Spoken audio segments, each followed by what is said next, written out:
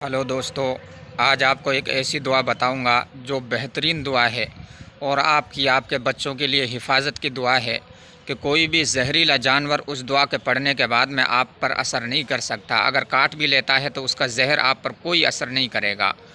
بالکل آسان دعا ہے، آپ ایک بار ضرور سنیں اور سننے کے بعد میں اس کو یاد کریں اور اپنے بچوں کو بھی یاد کراویں اور شام کو اس کو پڑھ کے سویا کریں۔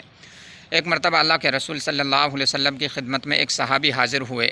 انہوں نے عرض کیا کہ یا رسول اللہ صلی اللہ علیہ وسلم، مجھے رات بچھو نے کاٹ لیا تھا اور اس کی وجہ سے مجھے بہت تکلیف ہوئی۔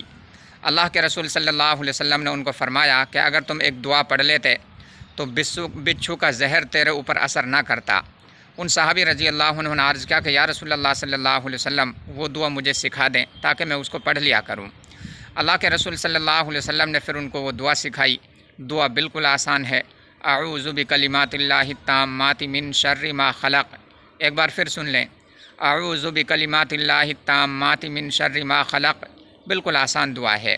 ایک دوسری روایت میں اس طرح ہے کہ اللہ کے رسول صلی اللہ علیہ وسلم نے یہ دعا سکھا دی۔ ایک بزرگ فرماتے ہیں کہ میں نے یہ عادت بنا لی تھی کہ خود بھی اور اپنے تمام گھر والوں کو بھی اور اپنے بچوں کو بھی یہ دعا میں نے یاد کرا دی تھی اور شام کو سارے کے سارے پڑھ کر سویا کرتے تھے۔ تو ایک مرتبہ ایک بچی کو ایک کسی زہریلے جانور نے کاٹ لیا تو اس کا اثر جو ہے اس بچی پر ذرا سا بھی محسوس نہیں ہوا، کیونکہ دعا پڑھنے کے بعد وہ بچی سوئی تھی۔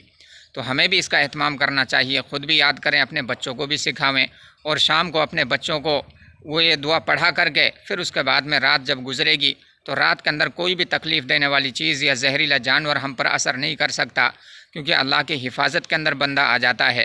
تو اس لیے ہم اس کا اہتمام کریں، اپنے بچوں کو بھی سکھاویں۔ اللہ تعالی ہم کو بھی عمل کی توفیق عطا فرمائے اور آپ کو بھی۔